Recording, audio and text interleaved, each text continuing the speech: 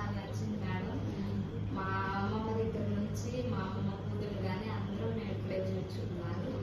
కానీ మా అమ్మ నన్ను ఇక్కడే తీసుకొచ్చింది. చాలా బాగా చూస్తారు.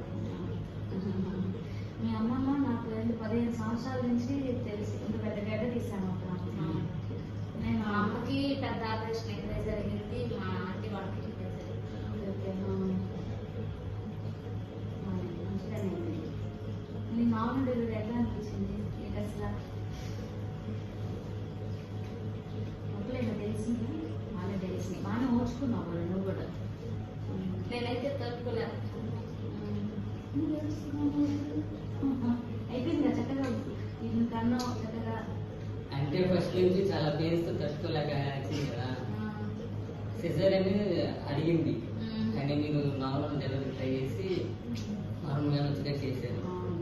నార్మల్ డెలివరీ ఇప్పుడు బేబీ కిందకి వచ్చింది అనుకో, నార్మల్ డెలివరీ తేలిక. ఆ కొంచెం సేపు ఓర్చుకుంటే బేబీ చూసినారంటే అన్ని మర్చిపోతారు కదా. సిజేరియన్ అయితే ఇప్పుడు ఈ అమ్మాయి ఇలా ఉండేది కాదు. హాస్పిటల్ ఎక్కువ రోజులు ఉండాలి. ఆపరేషన్ ఎవరికి అంటే బిడ్డ కింద దిగలేదు అనుకో, ఆ బిడ్డ అడ్డంగా ఉంది, మాయ కింద ఉంది, బీపీ షుగర్ అట్లాంటివి ఉంది, ఆ బేబీ మెడ చుట్టూ గట్టిగా ఉంది, బేబీ హార్ట్ బీట్ ఏదైనా తగ్గుతుంది, అట్లాంటి సమయంలో ఆపరేషన్ ఉంటుంది. కానీ బిడ్డ చక్కగా కిందకి దిగుతున్నప్పుడు కింద నుంచి తేలిక డెలివరీ అయిపోతుంది. అంటే మామూలుగా ఫస్ట్ నార్మల్ డెలివరీ అంటే మొదటి స్టేజ్ అంటాం. అంటే ఇంత నుంచి ముఖ ద్వారా ఇంత తెలుసుకోవాలి. అది 10 నుంచి 12 గంటలు ఓర్చుకోవాలి. అది అయిపోయింది అనుకో, అక్కడి నుంచి ఫాస్ట్గానే అయిపోతుంది. అదేనా? సో నువ్వు బాగానే అయిపోయింది.